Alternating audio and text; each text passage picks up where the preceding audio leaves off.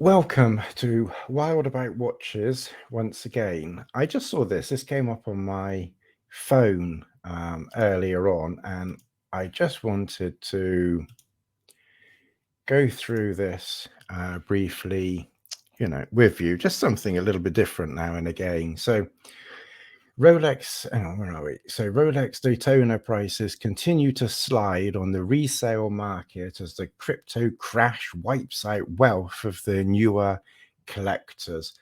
I'll give them their due. They make it sound very dramatic and scary and all that normal, BS. But actually, they are pretty sensible here. Rolex watches are on track to erase all the price gains they made this year on the resale market. The drop follows steadier crashes for stocks and crypto that are hitting new collectors' wealth. One thing might just be worth mentioning here: wealth obviously isn't a cash item until you've cashed it in. It's like stocks and shares. You could see a big incline in your stocks and shares or something like that. But obviously, until you actually sell it, it's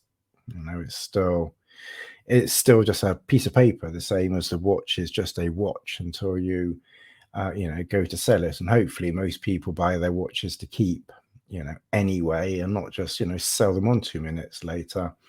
Even with the decline, experts say Daytonas and other top-tier timepieces are still a resilient asset class. Well, obviously so. After a surprising 2-year run in which pre-owned luxury watches increased in value, blah, blah, blah, it appears the Rolex Daytona is not immune to the forces of the financial gravity.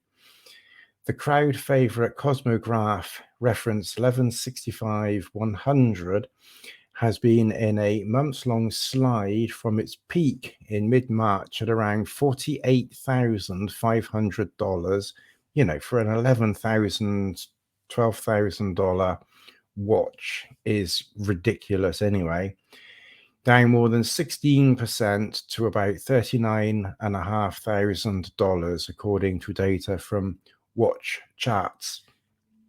So effectively, the watch that you hopefully bought at retail is still, literally, virtually 3 times, the value that you paid for it. So hardly a major, upset, is it? And let's face it, if you were buying this thing, thinking that you were going to sell it for 4 times the value, then, well, frankly, more fool, you. The decline of that particular referent, along with others in its family, is driving a wider drop in the brand's performance on the secondary market, which is down more than 10% over the past 3 years. And like 10% is what the F, most of these watches are going for 50%, 100% their retail value anyway. So for Christ's sake, 10% is just nothing, isn't it? You're going to have all these experts coming out, and I'm far from an expert. I'm just a hobbyist. But you're going to have all these sodding experts coming out. Oh, it's a bubble. The bubble is bursting. Oh, fuck off with your bubble, will you? An echo chamber, blah, blah, blah, blah. Similar drops are also happening to the 2 other Holy Grail watches that collectors flocked to during the pandemic: the Audemars Piquet Royal Oak and the Patek Philippe Nautilus. I bet they haven't even dropped very much. They're probably still ridiculously expensive, to the point where, the average person, has absolutely no freaking chance of getting one anyway. The crypto-fueled bling boom comes to an end. A bling boom bubble emerged. A bubble, for fuck's sake. A bubble emerged in the second-hand watch market that was inflated by gains in crypto and stocks. As soon as people start talking about bubbles and things like that, how the hell can you have a bubble when something's already 3 times or, twice or 3 times its market value? It's a watch, for Christ's sake. Goldman Sachs analysis found that the classic 60/40 portfolio, generally known as the most conservative investing, stocks and bonds, lost 17% in the first 6 months of the year, the biggest decline since 1932. So what they're saying here then, is if you've got your Rolex watch or something like that and it's lost, we go back up here, where did we sit? 16%. So your Rolex watch has lost 16%, and then your stocks have lost 17%. So say what they're saying is that you're better off. Your Rolex is still better off. It's a whole load of bull anyway, because if you want to invest, then for Christ's sake, invest in stocks and shares. Stick your money in a portfolio, and I guarantee over 10 years you'll be doing very, very well. Meanwhile, even the cash in the US bank accounts has lost 9% of its purchasing power, blah, blah. I mean, all this is going to pick up, in many months' time or a few months' time anyway.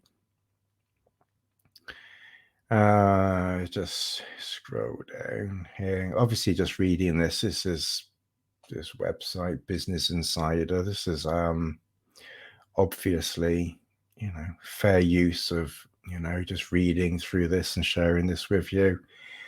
So yeah, and then obviously just down the bottom here, this little bit down here, the bling boom may be over, but demand for certain rare and discontinued models continues to exceed supply, and you still won't find any luck finding a Daytona to buy at retail price, like we were ever expecting, to do that. What's this one here saying? Probably the same, pretty much the same nonsense. The cryptocurrency meltdown has claimed its first luxury victim, the Rolex Daytona. Oh, for Christ's sake. Oh, it's just basically what they're trying to do. And I guess I'm not exactly helping, am I? But what they're trying to do is get you to read these articles and then look at all these stupid adverts, that go with them. So, just take it all with a pinch of salt. For Christ's sake, ignore all the stupid adverts. Just watch my video to the end. Help a little budding, little budding fun person, rather than supporting these stupid adverts. So far, demand for both new watches and other luxury goods is holding up. So 1 minute they're saying you've got the boom and then the bust and everything's falling in on you. Oh, and it's all holding up. But of course it is, because you can't get hold of the bloody things. Therefore, if you can't get hold of them, they're still going to be ridiculously expensive. In 2021, a combination of roaring stocks and cryptocurrencies bolstered wealth and ignited a broader interest in investing in alternative assets. Oh yeah, flippers, in other words. So you mean flippers, do you? Well, with the flippers, do you know where they can go, don't they? And then and then they're just the biggest reversals has been Daytona, Nautilus, and Royal Oak. I mean, here they're saying 25% down, but they're still like 3 times at least as expensive as, as they have been. I'm not going to bother wasting any more of my time or yours on this. I just saw this and I just thought we'd just go through it briefly together. It's just a whole load of BS, quite honestly.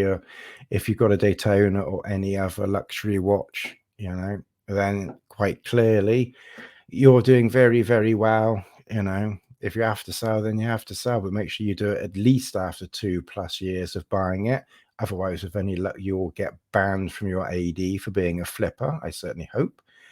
Otherwise, enjoy your watches in peace, knowing that they're holding their value easily and that you've got absolutely nothing to lose, when you've bought a Rolex. Even if you buy it over market price, hold it long enough and you're still going to be doing okay. So, anyway, I just wanted to go through this together with you. Thanks very much for your time and your trouble and everything else like that. And, I'll see you in the next one. Thanks for watching.